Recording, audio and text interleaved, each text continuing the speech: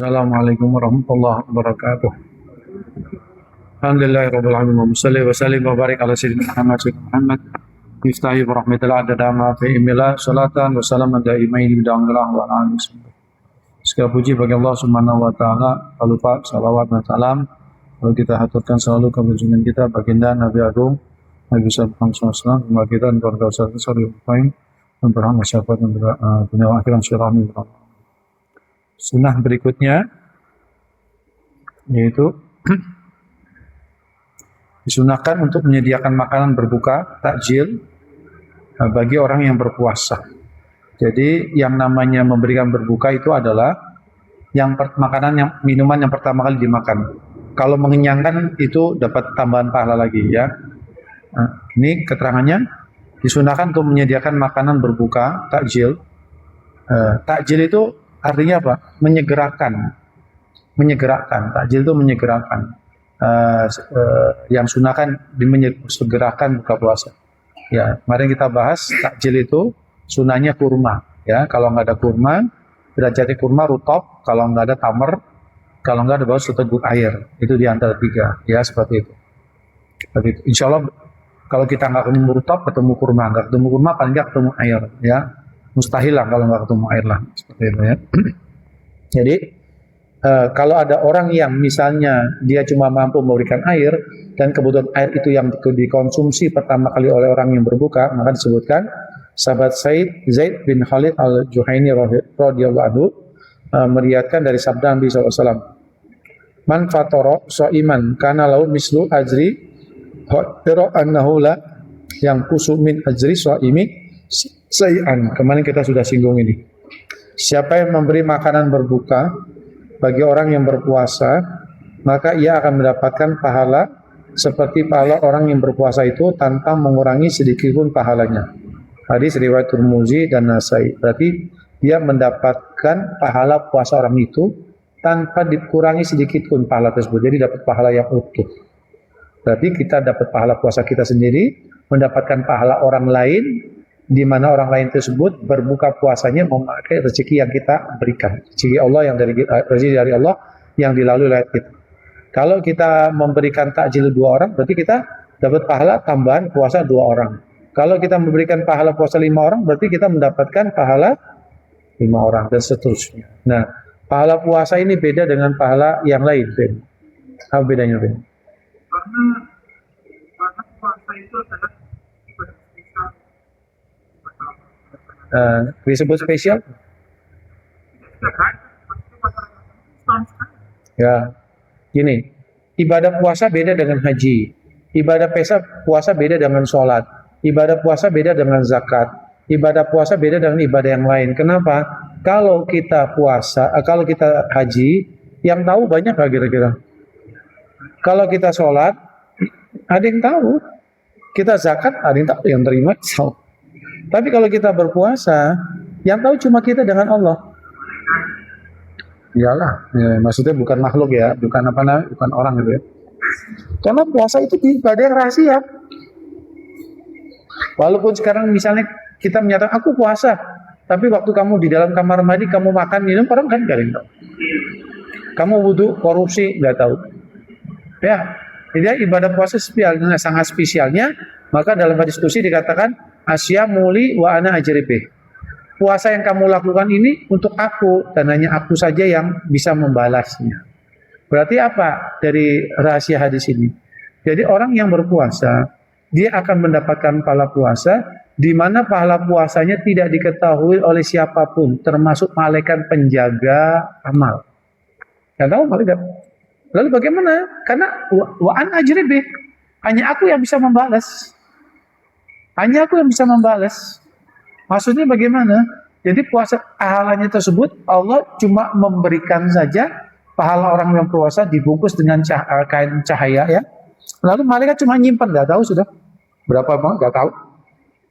Nah sehingga maka orang-orang saat nanti dibangkitkan melihat pahala yang begitu besar, yang malaikat sendiri tidak tahu, tidak bisa mencatatnya berapa, dia akan kaget ini pahala apa ini. Malaikat nggak tahu, hanya Allah tahu memberikan berapa. Karena puasa ini yang mengerti kita ibadah puasa hanya Allah. Sehingga Allah dalam hadis qudsi mengatakan wa ana ajribih, dan aku saja yang bisa membalas. Jadi karena Allah yang membalasnya, malaikat pencatat amal pun tidak tahu. Itu loh maksudnya. Ya.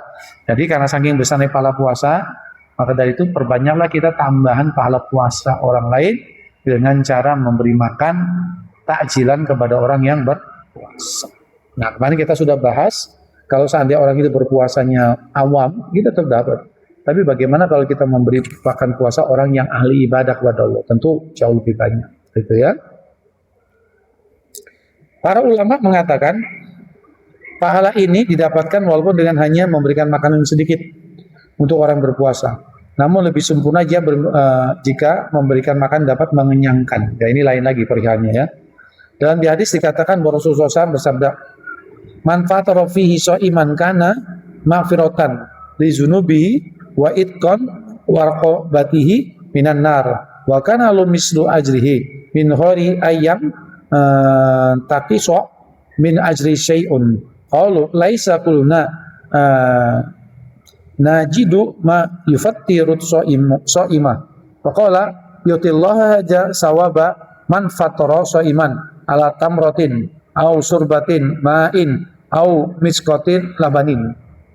Nah, maka Kanjeng Nabi bersabda, siapa yang menyediakan makanan berbuka, maksudnya yang pertama kali dimakan, ya, untuk orang yang berpuasa di dalamnya bulan Ramadan, maka akan menjadi penghapus dosanya dan pembebasan dari sisa api neraka. Itqum minan nar, ya. Nah, gini loh. Kalau kita melihat amalan-amalan yang ada hubungan dengan pembebasan api neraka, kejar amalan tersebut. Kejar. Kenapa? Karena tidak satupun dari kita ini akan sanggup, yaitu apa? Istilahnya terkena sisa api neraka. Nggak mungkin sanggup. Ya, coba kita melihat dulu ya. 389.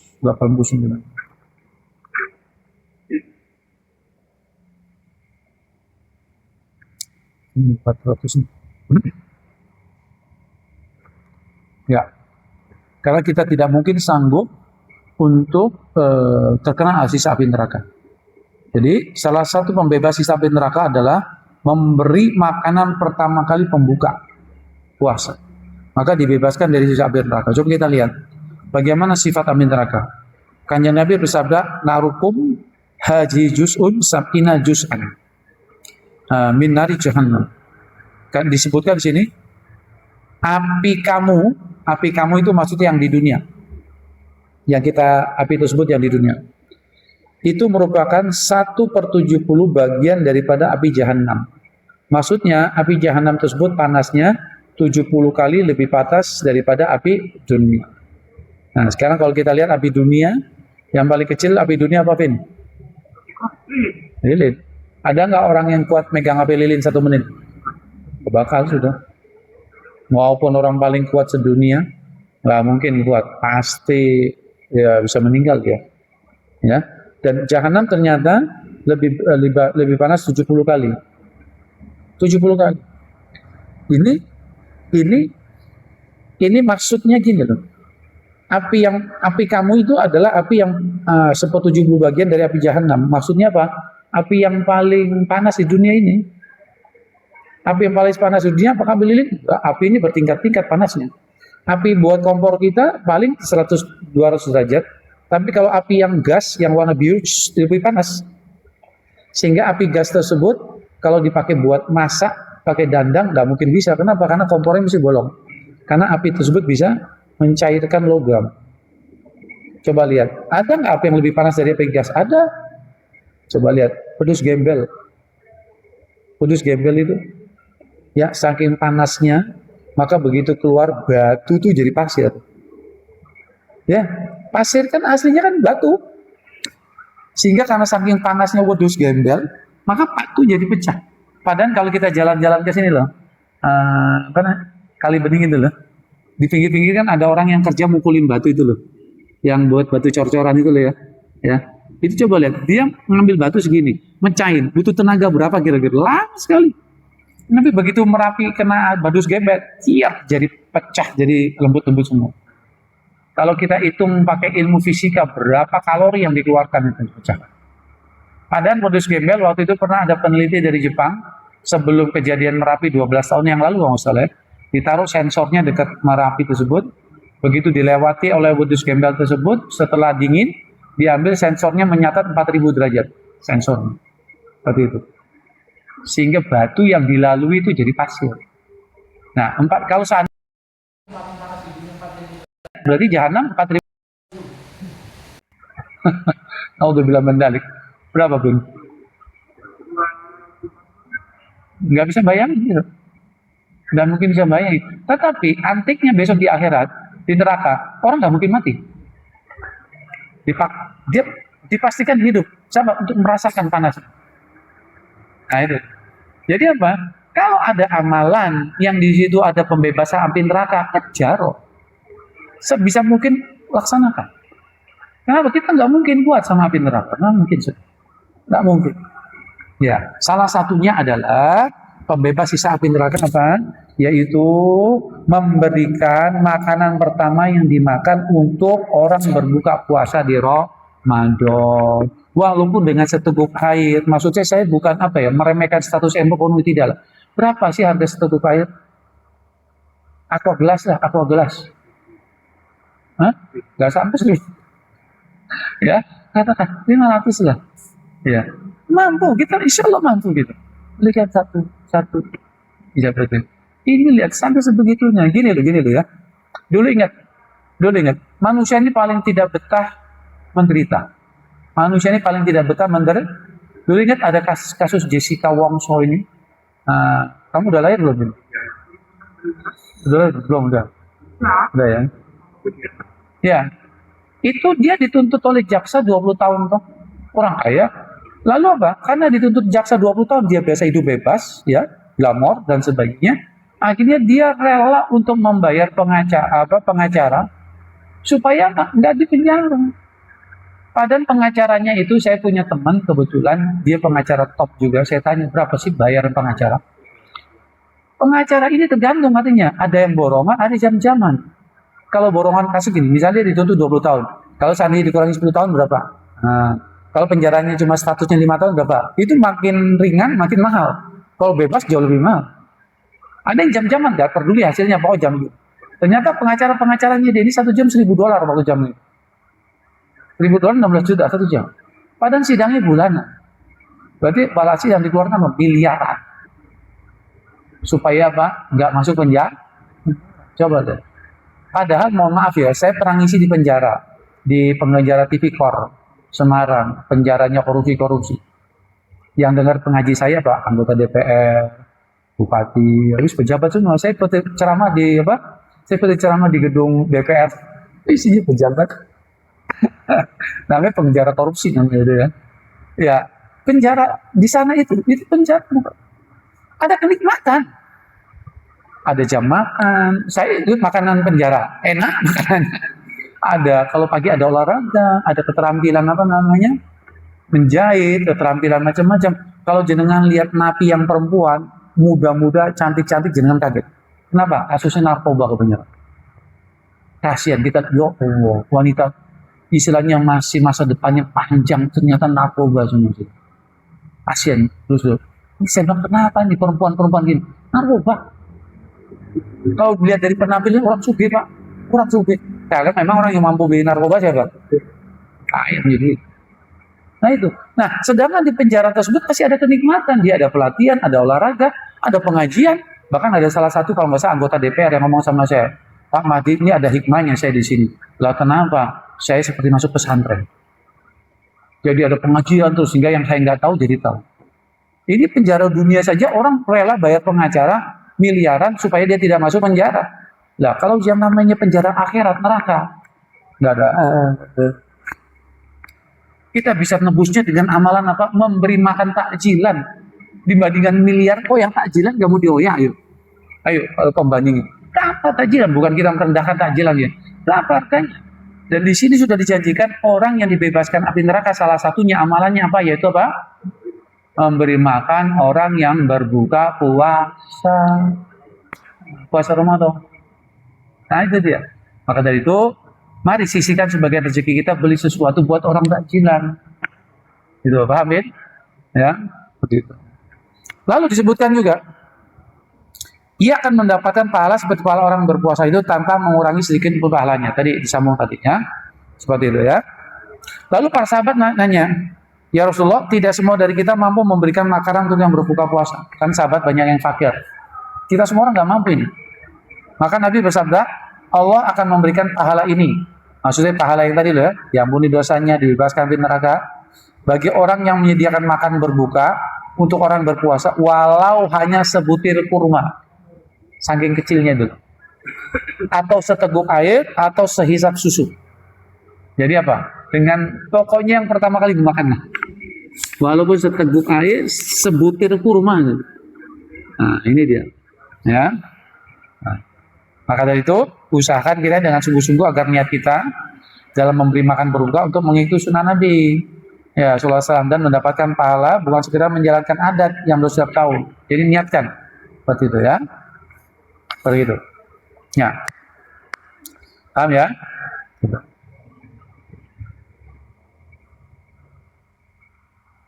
Nah, lalu berikutnya.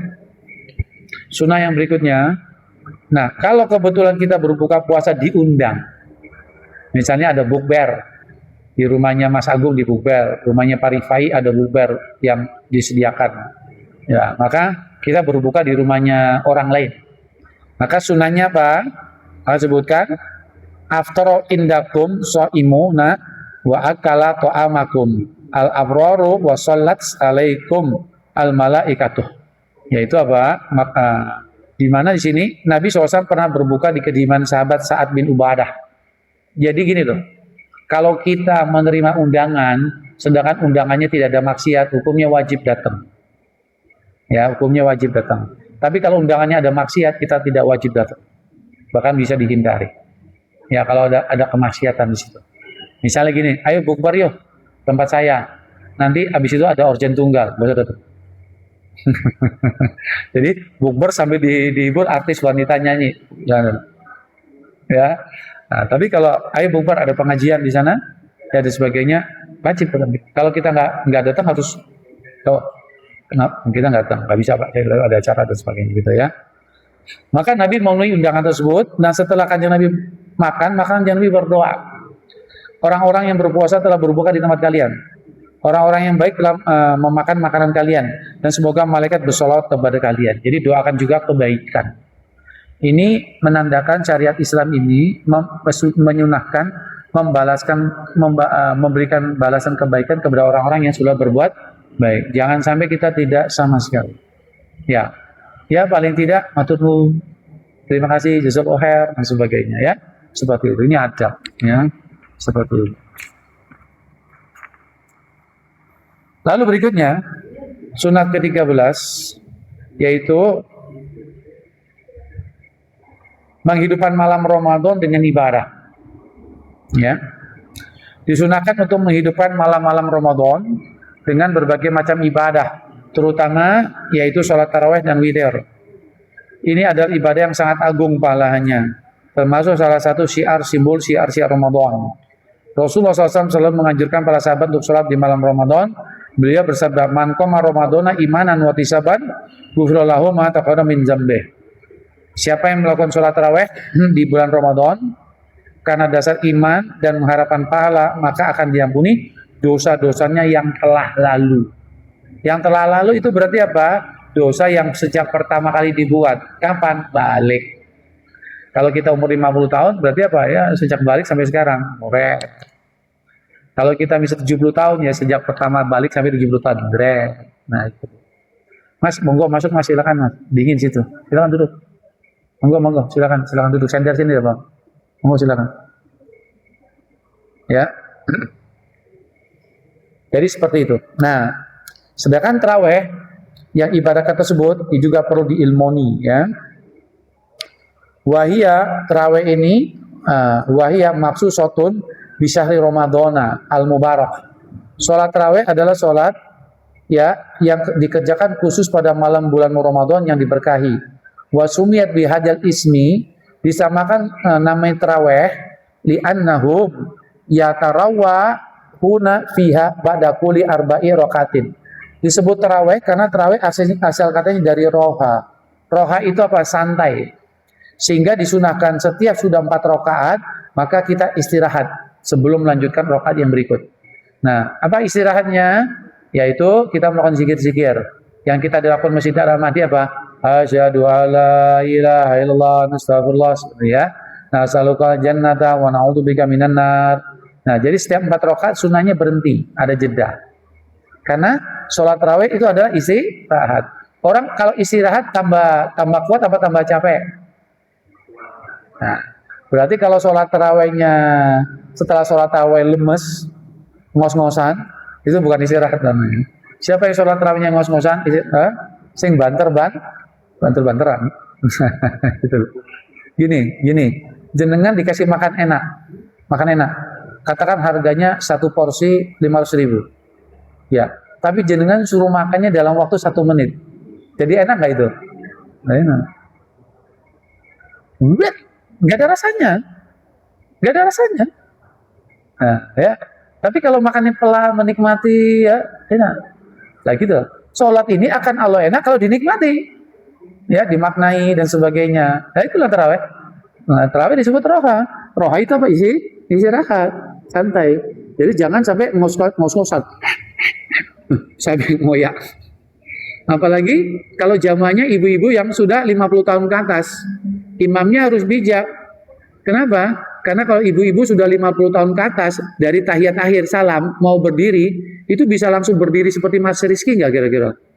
Mesti kan ibu-ibu kalau udah 50 tahun ke atas mau berdiri kan harus ngambil ancang-ancang, putar kiri, putar kanannya enggak? Kalau langsung, amin. Apa tuh namanya? Siapa tuh namanya? Imamnya ruku, ibunya baru takbiratul ihram sudah. Tadi saya telepon satu orang bilang, bagaimana terawih? Ya Allah, terawih di sini bikin sakit jantung. Kenapa? Karena aminnya nakuti. Amin. Jadi saya kaget katanya, dia sudah tua, yang satu orang yang sudah tua. Saya kaget kenapa? Karena orang aminnya teriak katanya. Dia kebetulan lagi di desa gitu ya, di desa istrinya gitu. Sakit jantung katanya. Kenapa? Aminnya udah teriak semua. Amin. Jadi dia pendatang baru kaget diteriakin amin dari belakang. Oh lama-lama saya surat sini jantungan katanya. Ya gitu ya. Jadi tarawih tersebut yaitu apa? Santai. Setiap 4 rakaat istirahat. Wa yadkhulu waqtuha ba'dal fi'li sholati isya. Wa yakhruju inda tulu'il fajri as-shadiqi. Waktu sholat tarawih setelah sholat isya dan berakhirnya setelah masuk sholat subuh. Wa afdalu wa isruna rakatan. Dan yang paling afdal adalah 20 rakaat. Karena paling afdal berarti pahalanya paling banyak. Wa yajibu ayyusallima min kulli rakaatain alal muqtamadi. Dan diwajibkan sholat tarawih ini 2 rakaat salam, 2 rakaat salam. Jadi bukan 4 rakaat 1 salam. Jadi maksimal 20 rakaat. Ya, bukan maksimal ya, maksudnya yang afdal 20 rakaat. Ya. Nah, sehingga mau di 20 rakaat boleh. Nah, di Indonesia kan sudah kepatok 8 28 atau 20. Terserah mau pilih yang mana, yang penting 2 rakaat salam. Di Saudi Arabia dulu 20 rakaat, tapi sekarang 10. Tetap 2 rakaat salam. Ya, di Mekah Madinah ini 10 rakaat, bukan 8, bukan 20, 10. Ya. Jadi di Indonesia ini terkadang orang-orang tidak paham apa. Jadi sholat tarawih kalau bukan 20 atau 8 dianggap nggak sah. Nah itu loh. Enggak boleh, berapa aja boleh. Ya jadi minimal 2 rakaat pun boleh. Tapi tentunya pahala yang rakaatnya lebih banyak, rakaat jumlahnya lebih banyak, pahalanya lebih banyak. Karena faedahnya apa? Al-ajru biqadril ta'ab. Yaitu apa? Tingkat pahala akan lebih banyak tergantung tingkat kesulitannya dia ibadah. Seperti inilah datang ngaji. Datang ngaji kemarin kan nggak hujan, datang mudah, pahala. Tapi sekarang hujan tetap datang, pahalanya lebih banyak. Ya. Nah kemarin itu ada apa namanya? Ada satu ya ada orang siaran lagi. Ditanya, ya Ustadz bagaimana sholat tarawih kita ini? Kita waktu setengah-tengah sholat tarawih kita kentut pipis. Sedangkan begitu saya kembali dia sudah selesai 2 rakaat, saya ketinggalan 2 rakaat. Lalu Ustadz jawabnya apa? Ya Ya kamu harus menggenapkan tambah 2 rakaat lagi. Tunggu sampai witir selesai, kamu gak usah ikut witir, kamu nambah lagi supaya genap semua. Ini bukan jawaban. Bukan jawaban. Ya apa? Kamu lanjutkan sudah. Kamu lanjutkan sedapatnya. Kan ini kamu ketinggalan 2 rakaat dapat 18 nggak apa-apa. Kalau tinggalan 4 rakaat karena musim ya apa? Mungkin apa namanya? Mungkin apa tuh namanya? Lama buang hajatnya. Dapat 16 nggak apa-apa. Dapat 10, dapat 8 pun nggak apa-apa. Kan orang kalau hajat kan beda-beda. Nah, kekurangan tersebut silakan ditambah. Kalau kamu mau, kalau nggak mau ya sudah berdoa. Jangan dipaksa untuk nambah. Ya, karena tidak ada kewajiban untuk selesai 20. Afdolnya 20. Kalau mau ditambah, menggenapkan 20 boleh. Tapi jangan sampai bilang kalau nggak 20 nggak sah. Jangan. Tahu ya? Nah, karena afdolnya 20 rakaat. Seperti itu. Begitu ya. Tapi yang perlu kita cermati yaitu apa? Wajib 2 rakaat salam, 2 rakaat salam. Seperti itu. Lalu berikutnya. Dalam hadis lain disebutkan bahwa Nabi bersabda, "Innallaha tabaraka wa ta'ala farada siyama wa ramadhana 'alaikum wa sannastu lakum qiyamuhu faman shamahu wa qamahu imanan wa ihtisaban faraza min junubi ka yaumin waladul ummuhu." Allah Subhanahu wa taala mewajibkan puasa Ramadan dan aku sunahkan bagi kalian tarawih. Siapa yang berpuasa di Ramadan dan melaksanakan sholatnya tarawih karena iman dan mengharap pahala dari Allah, maka akan keluar dosa-dosanya seperti hari ketika ibunya melahirkannya. Berarti apa? Fitrah. Ya, berarti apa? Orang kalau mau fitrah, kembali suci, berarti amalannya siangnya berpuasa, malamnya tarawih. Seperti itu. Karena pakai dan. Ya, pakai dan. Ya, siapa orang yang berpuasa dan tarawih. Ya, jadi kalau kita besok mau fitrah, lalu fitrah itu berarti apa? Tidak bawa dosa sama sekali. Orang yang fitrah tersebut layaknya seperti orang yang baru dilahirkan dari rahim ibunya. Kullu mauladin yuladul ala fitrah. Semua bayi yang dilahirkan dalam keadaan suci. Maksudnya bagaimana orang yang fitrah? Orang yang fitrah ini utama. Kalau dia meninggal dalam keadaan fitrah, maka tidak perlu masuk neraka. Tidak perlu dihisab, langsung masuk surga. Seperti itu. Nah, sehingga kita ini kalau besok mau masuk surga tanpa hisab, pastikan kita dalam keadaan fitrah saat meninggal.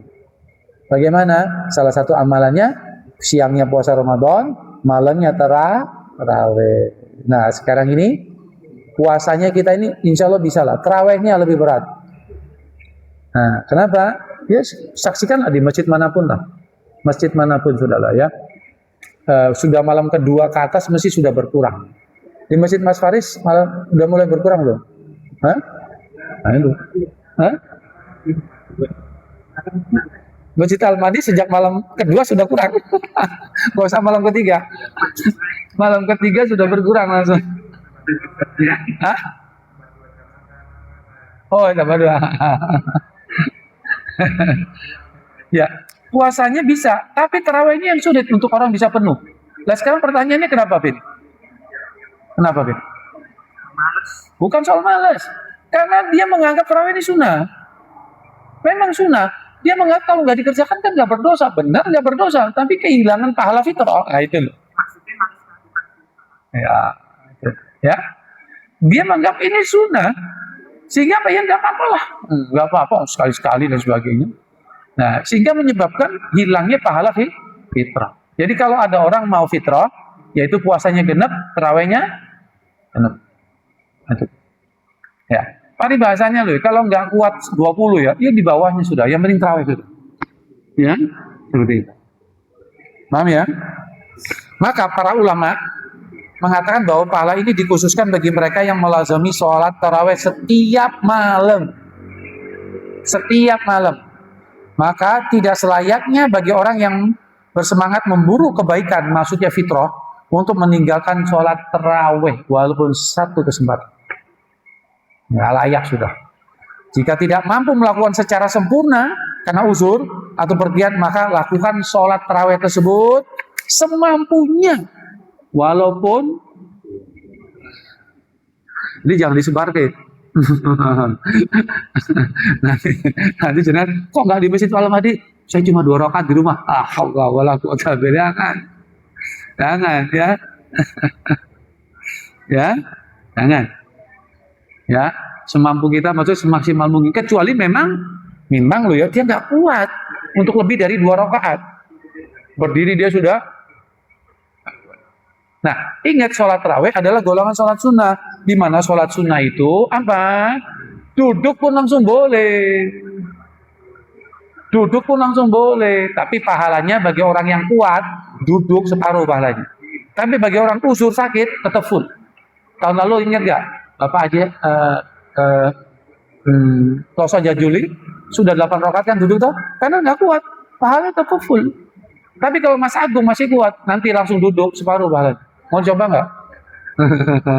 Mas Kari coba, langsung coba.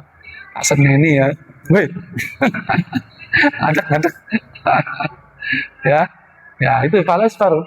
Ya, seperti itu. Ya, sudah 8 rakaat, nggak kuat, lalu apa? Keluar main sama Mas Elang, main sama Mas main bal-balan. Wah, gawat ini ya. Itu ya. Jadi kalau orang kuat duduk tidur pun tidak apa. Orang yang disakit, yang di rumah sakit, yang tidur, kok? Ya, paham ya? Nah, seperti itu. Hah? Oh ya, tidur. Ngimpi, orangnya tidur tapi ngimpi terawih. Oh, itu bagus banget itu. Ngimpi terawih bagus banget ya. Belum lagi kalau kita rinci bagaimana bacaan-bacaan sholat tersebut. Dulu kan pernah kita bahas. Baca ini pahalanya apa, baca ini pahalanya apa, baca ini pahalanya apa. Dulu kita baca di Ramadan. Ya, bang, sangat luar biasa. Terawih ini sangat luar biasa. Sehingga kenapa orang cepat bosan terawih? Kenapa ditinggalkan? Karena dia tidak bisa menikmati terawih. Kenapa? Ya salah satunya capek dia. Salah satunya loh. Tapi kalau kita biasakan nikmat pelan-pelan dan sebagainya, tartil dan sebagainya, maka dia bisa menikmati. Nah, salah satu contohnya di masjid tempat saya ngaji di Solo itu semakin tua harinya, semakin banyak orang. Malam ke-19 masjid nggak muat. Malam 29 penutupan jalan-jalan dipakai. Jadi semakin hari kedua makin banyak, hari ketiga mungkin terus makin banyak. Adzan setiap malam 1 juz. Hah? Ya, seperti setiap malam 1 juz. Tapi rame nggak pernah kosong. Nah itu tuh. Ya? Ayo. Ya Allah. Ya seperti itu ya. Jadi apa? Ya maka dari dibuat nyaman. Terawih ini dibuat nyaman. Seperti itu. Sehingga orang bisa menikmati. Kalau orang sudah menikmati kan apa ya?